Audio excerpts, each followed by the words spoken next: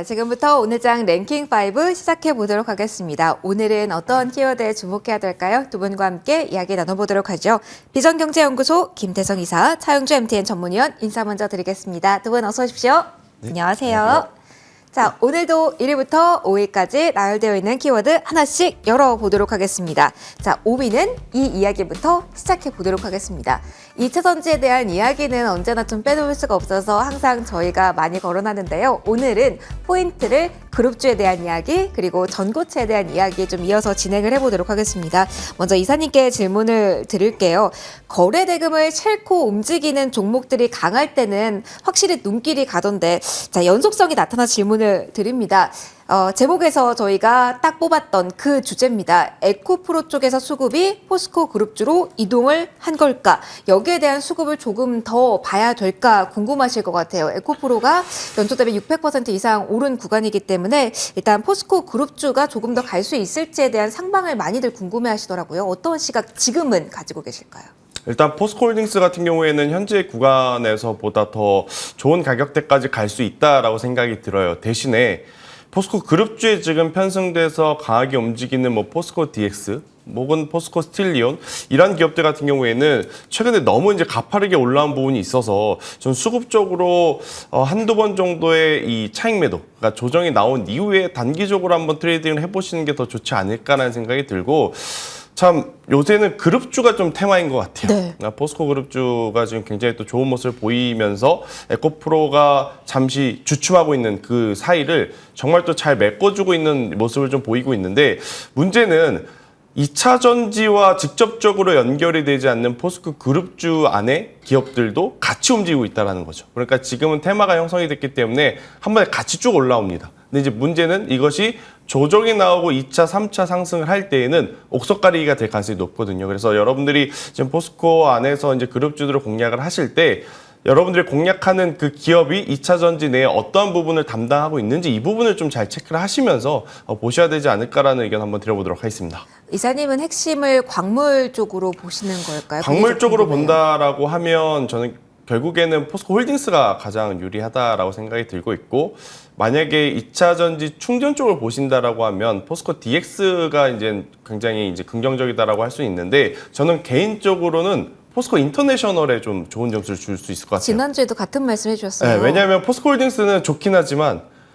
수익을 보기에 변동성이 그렇게 크게 지금 나올 수 있는 그게 아닌 상황이고, 포스코 DX는 너무 빠르게 올라왔기 때문에 지금 구간에서 좀 어렵다고 생각이 들고, 대신에 포스코 인터내셔널 같은 경우에는 기존에 이제 상사업체잖아요. 네. 상사업체가 가지고 있는 그 인프라를 통해서 자동차 부품이라든지 2차 전지를 잘 팔 수 있다라는 관점에서 보면 충분히 지금보다 더 좋은 모습을 좀 보일 수 있는 쪽은 포스코 인터내셔널 쪽이 아닌가라는 의견을 한번 드려보도록 하겠습니다. 그럼 이사님, 지금 이렇게 빠른 흐름을 활용하실 수 있다라는 가정하에 그룹주로 매수세가 이동하고 있다라는 이야기 해주셨잖아요. 그러면은 투자자분들께서는 지금 포스코 그룹주 내에서의 이 흐름을 체크하고 따라보는 전략도 괜찮을지, 아니면 다른 그룹주로 가서 대기하는 전략에 대해서도 괜찮다는 신호를 주실지 궁금한데요.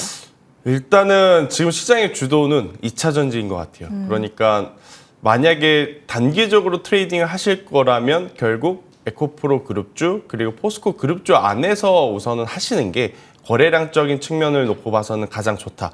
지금 자칫 다음에는 내가 되겠지, 다음에는 여기가 되겠지 해서 넘어갔는데 그쪽으로 넘어오지 못하면 또 소외받을 수밖에 없거든요. 지금 포스코홀딩스 개별 기업들의 주가 상승 탄력을 보면 오늘 시장 엄청 좋아 보입니다. 맞아요. 이들만 보면. 네. 그런데 지수는 그다지 좋지 않아요. 즉 포스코 그룹주를 가지고 있지 않은 사람은 지금 시장 대비 소외받을 수밖에 없다라는 거거든요. 그래서 이제 그런 것들이 있을 수 있어서 단기적으로 트레이딩 하실 분들은 전 에코그룹주 그리고 포스코 그룹주 안에서 하시는 게 훨씬 더 현명한 판단이 될 수 있다라는 의견 드려보도록 하겠습니다. 알겠습니다. 2차 전지 내에서는 언제나 따라가야 되나 기다려야 되나 그 사이에서 많은 고민들을 하실 것 같은데요. 그런 맥락에서 저희 전고체에 대한 이야기를 좀 이어서 해볼까 합니다. 오늘 강한 편이거든요. 삼성 SDI발 뉴스가 나와서인지, 하지만 워낙 긴 기간 또 소외를 받았기 때문인지 전고점까지는 또 시간이 또 많이 필요해 보입니다. 이런 부분에 대해서는 어떻게 봐야 될지 위원님께 질문을 드릴게요. 전고체에 대해서 삼성 SDI가 로드맵을 제시하긴 했는데 이 또한 좀 멀리 있는 이야기인 건 같거든요. 하지만 관련주 기다리시는 분들도 계셨을 것 같은데 이런 부분들에 대해서는 어떻게 저희 지금 전략을 세울 필요가 있을까요? 예를 들어서 조카분이 네. 그 음식 학원을 갔어요. 음식 학원을 가서 예를 들면 뭐 민지 앵커가 생선을 안 먹는다고 예를 들어보겠습니다. 생선을 안 먹는데 조카분이 요리 학원을 가서 뭐 이모를 위해서 내가 생선 요리를 해줬다. 먹을 수 있는 게 아니잖아요. 맛있으면 그것도 먹어요, 저는, 위원님. 자, 예, 전고체, 예, 예. 네. 자, 전고체 배터리를 만들어낸다라는 것은 중요한 역할을 할 수 있죠. 그런데 전고체 배터리를 만든다고 해서 배터리 자동차 회사들이 이걸 쓰나요? 쓸 수 있나요? 기존의 라인을 다시 다 바꿀 수 있나요? 우리가 오해하고 있는 것 중에 하나가 새로운 기술에 대한 것들이 기대감을 가질 수는 있습니다만 양산까지 간다라는 것도 아직 없고요. 전고체를 일단은 만들어내겠다라는 것들이고 이 전고체를 만들어내는 과정에 있어서 수많은 자동차 회사들이 테스트를 하겠죠. 그러면 기존의 라인을 다 바꿔야 됩니다. 전고체라는 것이 배터리 형태도 다르고 모양도 다르고 자동차에 적용되는 안전성도 다 다르잖아요. 이걸 처음부터 다 테스트를 해야 되는데 기업은 막대한 비용을 쏟아부어야 됩니다. 굳이 전고체를 써야 될 기업이 이유가 있을까요? 자, 제 판단은 그렇습니다. 일단 뭐 전고체가 여러 가지 성능은 좋죠. 기존에 대비해서는 화재 위험도 좋고 성능은 좋습니다만 이건 기업 입장에서 따질 문제는 아니죠. 소비자 입장에서 따질 문제죠. 그렇기 때문에 우리가 여기에 대해서 과도한 기대를 하는 부분에 있어서는 저는 경계가 필요하다. 두 번째는 지금 우리가 제목이 상당히 저는 의미 있다라고 봐요. 에코프로 그룹에서 포스코 그룹으로 수급이 바뀐다? 만약에 이 수급이 진짜 바뀌게 되면 에코프로 그룹은 섭섭하죠. 그러면 에코프로 그룹 같은 경우는 이제 더 이상 못 올라가는 건가요? 그럼 성장성이 끝난 건가요? 저는 이에 대한 고민들 필요하시다라고 봐요. 우리가 불과 보름 전만 하더라도 시장에서는 오직 에코프로 외에는 다른 것들은 아니었어요. 그런데 그때 당시 얘기는 거죠. 다른 데 가서 기다릴까? 그럼 다른 업종은 무엇이냐라고 했죠. 근데 2차 전지에서 포스코가 갑자기 한 일주일 사이에 또 올랐죠. 그러다 보니까 이제 포스코를 또 따라가야 되는 거 아니야? 결국 이런 식이 된다라면 2차 전지에서 물리는 것밖에 없죠. 에코프로도 고점에 잡으신 분들은 80만 원 넘어서 잡으신 분들은 소갈이 하실 거예요. 남들은 2차 전지 좋다고 하는데 나는 좋다고 해서 따라잡았더니 80만 원이다. 20만 원이 빠졌다. 포스코 올라가는데 나는 언제 올라가냐. 이런 거죠. 포스코도 저는 마찬가지라고 봅니다. 지금 포스코라고 해서 영원히 올라간다? 글쎄요. 아직까지 포스코에서 2차 전지 관련해서 나오는 것들, 매출과 영업 비중 이런 것들을 보게 된다라면 더군다나 이렇게 수급이 2차 전지 내에서 움직이게 된다라면 저는 쉬어가는 구간이냐 변동성 확대 구간이냐로 본다라면 확연히 저는 변동성 확대 구간으로 보입니다. 그렇기 때문에 그런 부분에 대한 여러분들의 고민. 올라가니까 따라 산다라는 개념에 대해서는 충분히 어떠한 투자도 이해가 가죠. 저도 올라가는 걸 보면 고민을 하게 돼요. 이걸 따라가야 되느냐. 또 이렇게 아무래도 흥분을 하기는 건 마찬가지지만 항상 그렇게 해서 보면 개인 투자자들이 항상 하는 얘기가 이거죠. 난 고점에 물렸다. 항상 고점에 물렸다라는 다수의 개인 투자자들이 말하고 있는 것들은 그 역사는 지금 이 시점에도 반복되고 있다. 저는 그렇게 말씀드리고 싶습니다. 그래서 투자라는 게 정말 어려운 것 같습니다. 2차 전지에 대한 이야기를 쭉 들어봤고요. 그러면 오늘장 조정이 나오고 있고요. 예고된 예상할 수 있는 범위의 악재였습니다. 그래서 오늘 유난히 조정은 기회라는 시선이 좀 많이 나오고 있는 섹터로 이동해볼까 합니다. 4위 보도록 하죠. 자, 오늘 현대차, 기아를 필두로 해서 전반적으로 자동차주의 흔들림이 나오고 있습니다. 그런데 이 성격을 어떻게 봐야 될까요? 지금 구간의 활용도 가능할지 궁금해 질문을 드리도록 하겠습니다. 이 질문 위원님께 먼저 가도록 할게요. 현대차, 기아 오늘 필두로 해서 자동차는 조정입니다. 새로운 악재는 제 생각으로는 아닌 것 같습니다. 많이들 이야기가 나왔던 부분이고 대비가 필요하다, 대비하고 있다라는 이야기에도 우리가 반응이 나왔었고요. 그러면 지금 오후 구간에서의 흐름은 어떻게 봐야 되나요? 대표주들 보면은 그래도 외국인 다시 사면서 밑꼬리가 달렸더라고요, 위원님. 저는 굉장히 큰 악재입니다. 우리가 이제 현대차에 대해서 지금 여러분들이 우리가 방송한 내용을 보죠. 다른 포스트 2차전지 얘기했을 때 현대차가 1분기 실적이 가장 좋을 것이다라고 얘기했을 때마다 주가가 안 올라가니까 별로 시장에서 관심을 안 가졌죠. 그러다가 현대기아차가 주가가 올라가다 보니까 이제 1분기 실적에 대한 그 가능성 때문에 또 올라갔죠. 오늘 같은 경우 엄청난 큰 악재가 터졌음에도 불구하고 이거 조정해서 사야 되는 거 아니야? 결국 주가가 움직이는 거에 대해서 많은 투자자분들이 흥분하시지만 저는 이게 악재라고 보는 이유를 좀 말씀드리겠습니다. 일단 우리가 예상했었던 부분들보다 더 강하게 미국은 현재 지금 법을 적용시키고 있죠. 예외가 없습니다. 무조건 탈락이 됐다라는 거죠.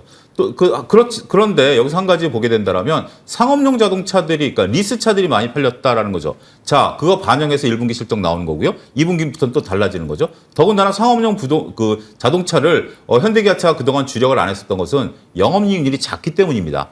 매출이 아무리 좋아도 영업이익률이 잦다라면 회사 입장에서 본다라면 그 같이 투자하시는 분들은 점수를 많이 깎거든요.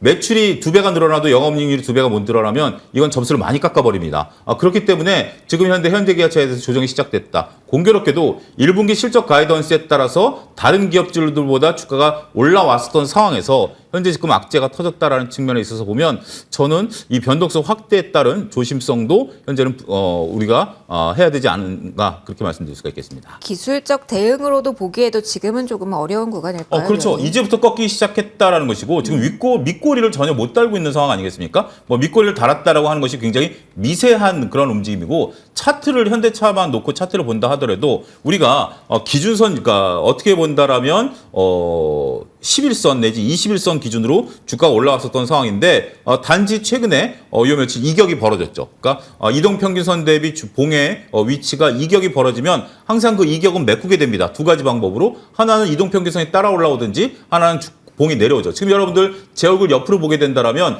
파란색 선 위에 빨간색 봉이 두 개가 이격이 벌어졌죠. 축소되는 과정에서 공교롭게도 악재가 딱 터져버리면서 이걸 더 밀어버린 겁니다. 이런 기술적 측면으로 놓고 본다면 더군다나 우리가 가장 높았었던 19만 9천 원 됐을 때 거래량보다 오늘 거래량이 작습니다. 그러면 이 봉에 대해서 다시 돌파되려면 그때 거래량을 넘어서야 된다는 측면이 있어서 보면 현재는 기술적 분석으로 봐도 일단은 조정이 시작될 수 있다 이렇게 말씀드릴 수 있겠습니다. 알겠습니다. 워낙 큰 이슈다 보니까 같은 질문을 좀 이사님께도 드려보도록 할게요. 일전에 제 기억으로는 자동차주 상승 랠리가 어느 정도 지속되고 있는 그 시점에 자동차 부품주 저희한테 수익 안겨주시면서 일부 수익을 챙겨야 된다라는 조언을 이사님께 주신 바 있거든요.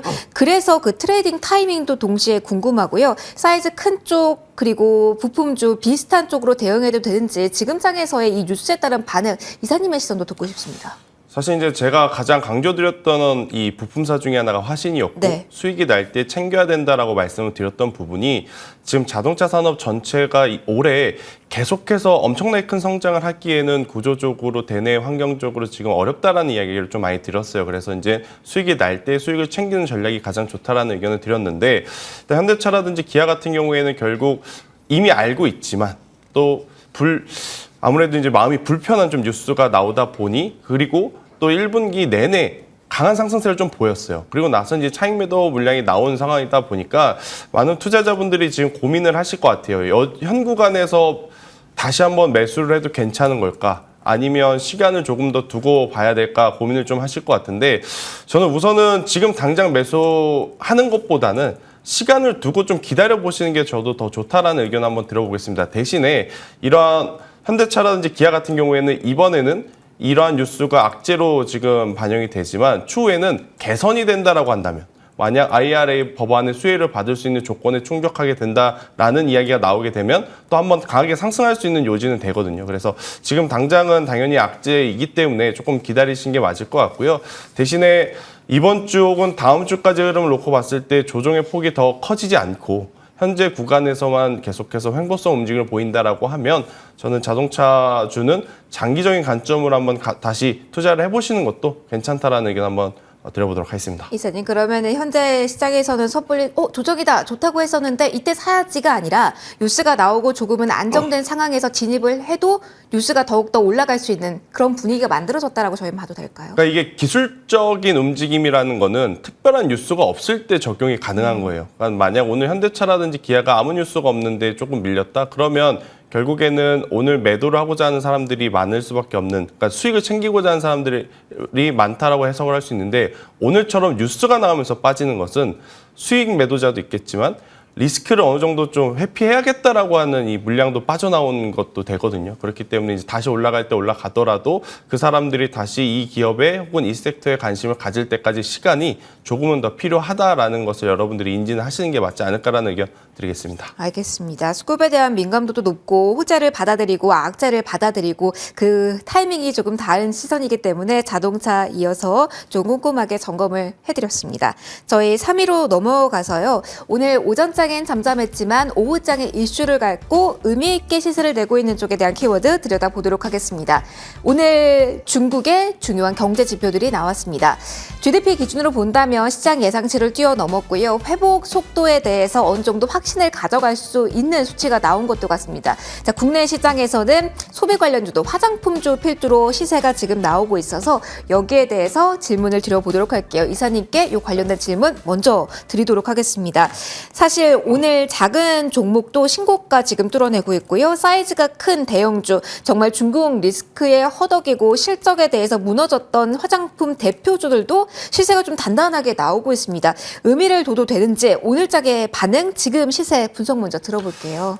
일단은 LG생활건강이라든지 아모레퍼시픽과 같은 기업들에게는 정말 가뭄의 단비 같은 그러한 뉴스가 좀 나오면서 오랜만에 지금 바닥권에서 움직이는, 그러니까 회복하는 모습을 좀 보이고 있어서 많은 분들이 이제 한번 화장품주들 관심 가져볼까 생각이 들 수 있을 것 같긴 해요. 그런데 저는 화장품주를 단기적인 트레이딩 말고 조금 중장기적으로 보시는 것은 다소 무리가 있을 수 있다라는 생각이 듭니다. 여전히 무리다. 네. 나 오늘 뉴스는 이렇게 생각을 하시면 될 것 같아요. 실제로 LG생활건강이라든지 아모레퍼시픽들이 만든 우리나라 화장품 제품이 잘 팔린다는 뉴스가 절대 아닙니다. 그러니까 중국의 이 경기 성장이라든지 경제 회복이 좀 나타나고 있다라는 것을 의미하는 거지, 이것이 소비가 이제 촉진이 돼서 그것에 따라서 뭐 한국 화장품이 잘 팔린다, 이렇게 이제 확대 해석할 필요는 저는 없다라는 생각이 들어요. 그래서 저는 LG생활건강이라든지 아모레퍼시픽과 같은 화장품주들 같은 경우에는 실적을 보시면서 한번 따라가시는 게 더 좋을 것 같다라는 생각이 들고, 조금 더 이제 고민을 해보면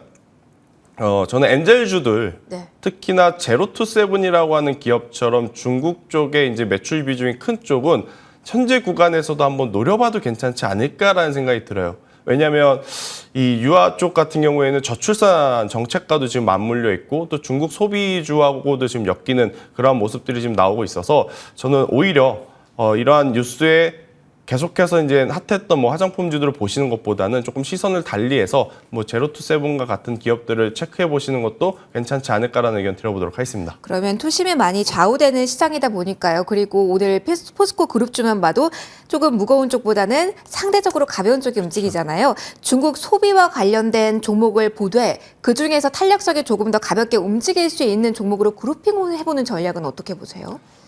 그것도 좋은 방법이긴 한데 네. 한 가지 또 걸리는 게 호가가 너무 얇습니다. 아하. 제가 지난번에도 아마 중국 관련주 이야기 드리면서 가장 우려스럽다라고 말씀드렸던 게 호가가 얇다라는 것. 호가가 얇다라는 뜻은 작은 돈으로도 올릴 수 있고 작은 돈의 매도세로도 주가의 조정이 깊게 나올 수도 있다라고 좀 보여지거든요. 그렇기 때문에 이 관련주들 중에 중소형주 매매를 하실 때에는 꼭 여러분들의 매매 기준 중에 손절 라인을 잡으시고 하셔야 되지 않을까라는 의견까지 드리겠습니다. 알겠습니다. 추가적으로 위원님과 조금 더 넓은 카테고리에서 이야기해 보도록 하겠습니다. 중국 소비 관련주로 묶지만 중국을 빼도 되고 소비를 빼고 봐도 괜찮습니다. 좀 넓게 봤을 때 이렇게 심리가 살아나고 있다라는 관점에서 어디를 지금 보시는지 궁금해요. 화장품주는 저희가 깊이 있게 분석을 받아봤는데 여기가 가장 빛나는 쪽인지 아니면 호텔, 뭐 카지노 오늘 좀 넓게 움직이더라고요. 가장 눈여겨보시는 쪽이 있는지 궁금해요. 일단 뭐 전반적으로 우리가 이제 중국이 4.7이라는 경제성이 굉장히 놀라운 수치가 나왔죠.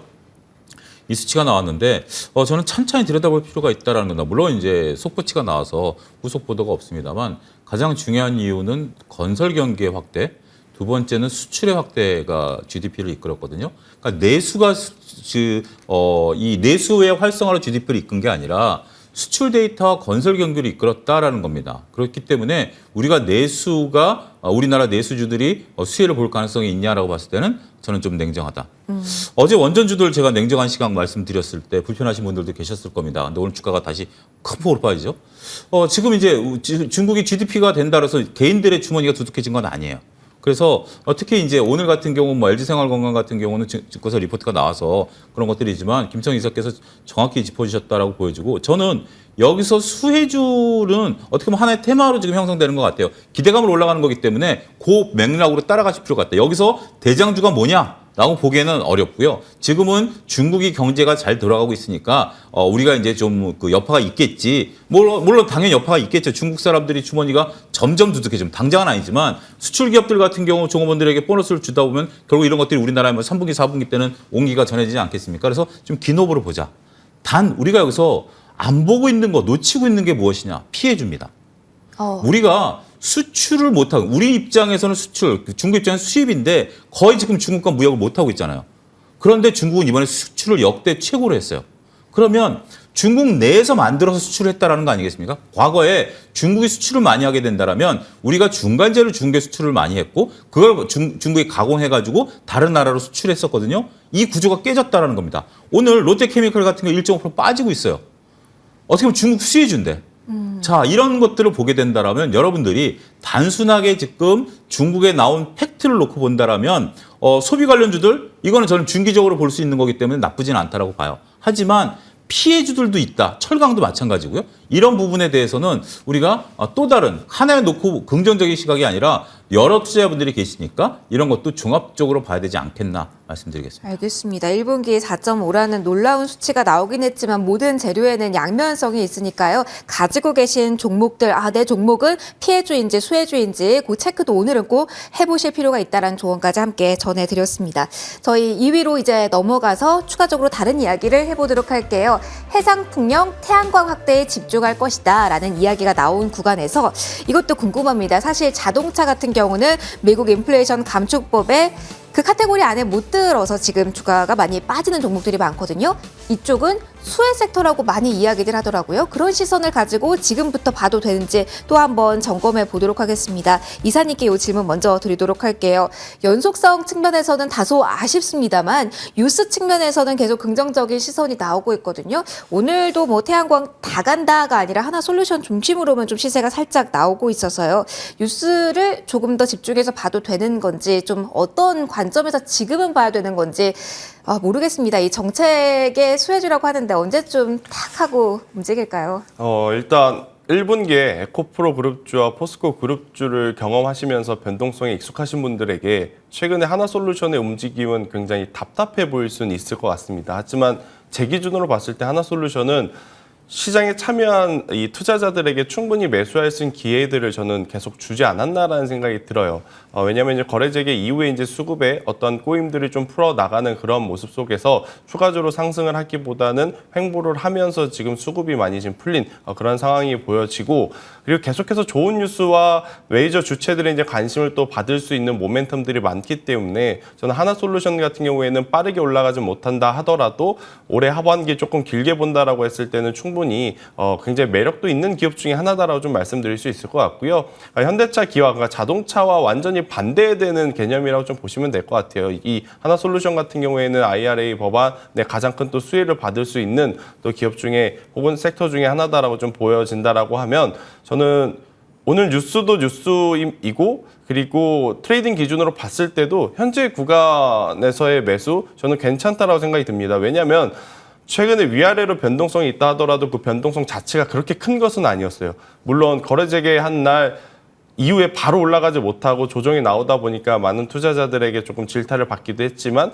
결국 저는 현재 구간에서 한 번 더 올라오게 된다라고 하면 충분히 하나솔루션도 굉장히 좋은 모습을 보여줄 수 있지 않을까라는 의견 드려보도록 하겠습니다. 알겠습니다. 하나솔루션 중심으로 이야기 들어봤는데 위원님께서도 이전에 하나솔루션에 대해서는 느긋하게 보면은 괜찮다라는 조언 주신 바 있거든요.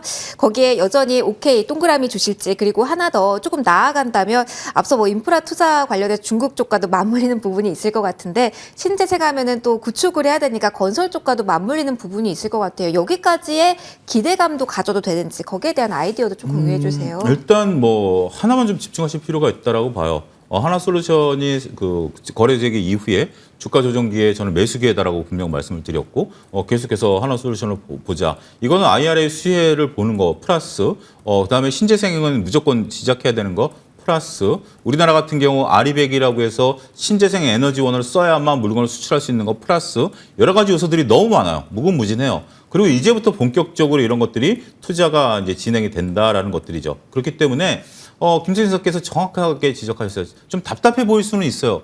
근데 우리가 언제 뭐 한 분기에 20-30% 수익 냈던 시절이 얼마나 된다는 건지 정말 항상 우리가 기본을 돌아보게 된다라면 이런 거야말로 남들이 안 볼 때 이런 게 역발상 투자 아닙니까? 결국 역발상 투자라는 게 뭐죠? 남들이 다 흥분할 때 그 주식을 뭐 안 사는 게 역발상인가요? 그건 아니죠. 역발상 투자를 얘기한 데이비드 드레머는 그렇게 했어요. 남들이 흥분할 땐 같이 흥분해라. 하지만 그 흥분도가 과했을 때 빠져나오라는 게 역발상인 것처럼 이렇게 우리가 남들이 흥분하지 않았을 때 분명 이제 하나솔루션 같은 경우 오늘 한 3% 오르고 내일 한 7% 뽑아내면 많은 분들이 이제 그제서야 하나솔루션 또 얘기를 할 거예요. 그럴 때는 오히려 밑에 사신 분들은 한 1-20%에서 매도 기회죠. 그런 것처럼 이거는 팩트가 있는 겁니다. 앞으로 계속해서 무궁무진하게 늘어날 수밖에 없고 미국에서 일괄체제를 만들어서 하는 부분들이 있고 제가 또 항상 강조하는 게 있죠. 이건 장남이 승계했어요. 장남이 승계한 거기 때문에 이 산업은 커질 수밖에. 장남이 승계한 경우는 두 가지입니다. 태양광과 방산. 이번에 김동관 회장께서 미국에 가셨잖아요. 가가지고 누구죠? 부통령하고 같이 악수도 나누셨잖아요. 이런 것들이라고 보면 충분히 저는 가능성이 있다 이렇게 여전히 긍정적인 모멘텀 가져갈 수 있다 말씀드리겠습니다. 알겠습니다. 신재생 섹터에 대한 조언 들어봤고요. 랭킹 1위 확인해 보도록 하겠습니다. 랭킹 1위가 엔터 콘텐츠에 대한 이야기로 이어가도록 할 텐데 마침 여기에 저희 ASR 종목도 같이 있어서 지금 자리에서 섹터에 대한 조언과 함께 AS 종목에 대한 이야기도 함께 나눠보도록 하겠습니다. 자, 하이브에 대해서도 오늘 이야기를 꼭 해야 될 것 같은데 지금 오후짝에서 살짝 쉬어갑니다. 그렇기 때문에 여기에 대한 궁금증 있으실 것 같은데요. 하이브가 계속 연속적으로 상승하다가 지난 4월 4일 이후 오늘 처음으로 소폭이지만 파란불이거든요.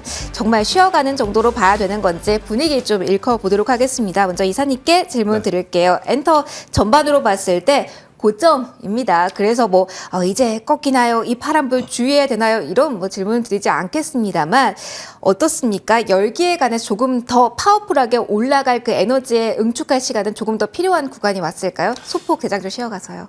일단 이 조정의 끝을 조금 기다리시는 게 맞을 것 같아요. 왜냐하면 여러분들도 아시다시피 이제 하이브 같은 경우에는 쉼 없이 올라왔습니다. 쉼 없이 굉장히 가파르게 올라온 부분이 있기 때문에 이 정도의 음봉을 가지고 너무 걱정하실 필요는 아직 아니다라는 의견 한번 드려보면서 또 어제 이제 시장에서 한 가지 나왔었던 건, 그러니까 이슈가 됐었던 건 DOU 플랫폼과 위버스 플랫폼에 대한 이야기들이 계속 이제 나올 수밖에 없습니다.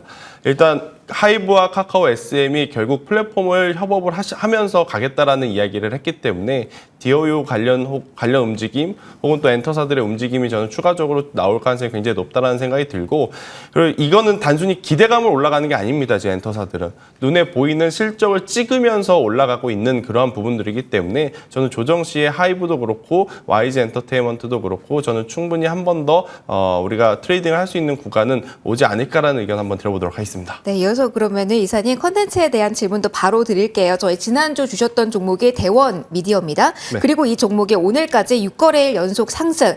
엔터와는 조금 다른 분위기에서 주신 종목인데 정말 그 시기 딱 맞게 화답을 해주고 있는 종목 대원 미디어입니다. 이 종목에 대한 AS로 좀 엔터 말고 콘텐츠에 대한 이야기는 좀 가름하도록 하죠. 어떻게 이 종목은 지금 대응해야 될까요? 지금 플러스 수익권입니다. 역시 주식은 실생활에서 좀 찾아야 되는 것 같아요. 제가 왜 그때 대원 미디어를 좀 말씀을 드렸냐면 슬램덩크라는 애니메이션을 팬심이 제가 화답을 했네요. 보고 와서 이제 말씀을 드렸는데, 일단은 뭐 대원 미디어뿐만이 아니고 많은 컨텐츠 제작사들 사실 작년 한 해 동안 계속해서 좀 언급이 됐었어요. OTT 플랫폼들이 많기 때문에 컨텐츠를 많이 제작을 해야 하고 많이 제작을 하기 때문에 실적에 대한 기대치 높여 잡아도 괜찮다. 하지만 사실 주가는요 그렇게 화답을 못했었죠. 아무래도 이제 제작에 들어가는 비용들이 올라가고 또 인건비도 올라가고 그러다 보니까 생각보다는 저조한 이러한 영업 마진율들이 좀 나오면서 컨텐츠 관련주들이 많이 오르지 못했는데, 저는 지금 대원 미디어뿐만이 아니고 컨텐츠리 중앙이라든지 스튜디오 드래곤, 뭐 CJ ENM 그 당시에 소외받았던 종목군들의 매기세가 지금 돌아오고 있다라는 관점에서 보면 뭐 무조건 가격이 낮으니까 올라온다 이것보다는 흥행을 좀 할 수 있는 히트작들을 좀 제작해낼 수 있는 기업들 위주로의 단기적인 저는 트레이딩 혹은 시세는 좀 아직까지 기대해 볼 만하다라는 의견 한번 드려보면서 대원 미디어는 뭐 절반 정도는 수익 챙기시는 게 좋을 것 같고요. 남은 절반은 최근에 이제 박스 상단을 돌파하게 되면 2만 원 부근까지 한번 목표가를 잡고 가보시는 것도 저는 괜찮다라는 의견 드려보도록 하겠습니다. 알겠습니다. 위원회의 AS와 그리고 오늘 원피까지 있는데요. 마침 이 AS 종목이 엔터에서 나와서 빠르게 진행해 보도록 하겠습니다. 이사님께서 앞서 팬심으로 슬램덩크 그래서 아이디어를 주셨다고 했는데 위원님 3번이나 추천해 주신 그 종목이 JYP 엔터입니다. 팬심에서 나온 거라고 봐야 되나요? 그렇다면 정말 감사한 트와이스인데요. 자, 목표가 달성한 구간에서의 추가적인 아이디어와 함께 원픽까지 이어서 들어볼게요. 저는 뭐 전체 투자 자산의 30% 정도라면 장을 담그셔도 될 것 같아요. 더 기다려도 된다? 예, 뭐 지금 정도에서는 뭐 엔터들 다 조정을 좀 받고 있는데 너무 많이 실으셨다라면 지금 뭐 매도를 하시고요. 전체적인 포트에서 30% 정도라면 그냥 눈 감고 장을 담그셔도 될 것 같아요. 이런 거야말로 흔들려도 그냥 흔들려주는 게 좋아요. 우리가 산을 올라갈 때 한 번도 안 쉬고 올라가면 중간에 정말 탈진해버리잖아요. 적당히 쉬어주면서 가는 것이 오히려 좋습니다. 저는 그 구간이라고 말씀드리겠고 따라서 단기적으로는 시세가 약간 빠질 수는 있어요. 그렇기 때문에 수량이 많다라면 좀 덜어내시는 기여를 하시고 30% 정도라면 그냥 눈 감고 장을 담그셔도 되지 않을까 좀 말씀드리겠습니다.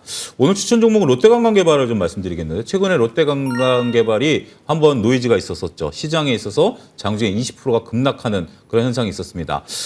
회계감사에 있어서 이 회사가 유지 가능하겠느냐라는 부분에 있어서 감사 의견이 조금 껄끄럽게 나오면서 그날 좀 주가가 떨어졌죠. 일단 회계감사 의견 적정이 나왔지만 그 회사의 지속 가능 여부에 대해서는 불투명성이 있었었죠. 그건 과거 데이터고요. 이번에 롯데관광개발 1분기도 적자가 지속되지만 적자가 많이 축소됐고 2분기부터는 흑자 전환될 것이다라는 증권사 리포트가 오늘 나왔어요. 그런 부분들을 감안하게 된다라면 악재를 다 포함한 상황이고 현재 재무제표를 보게 된다라면 모든 우리가 이제 뭐 리오프닝 관련주들이 어려운 시기를 다 지났던 거 아니겠습니까? 과거에 대한 얘기이기 때문에 저는 이 부분을 다시 한번 추천드리겠습니다. 목표가 14,000원, 손절라인 11,000원 제시해드리겠습니다. 알겠습니다. 다시 한번 주목을 해보도록 하죠. 여기서 마무리하도록 하겠습니다. 지금까지 차영주 MTN 전문위원 비전경제연구소 김태성 이사 두 분과 함께 시간 끌어봤습니다. 두 분 모두 고맙습니다.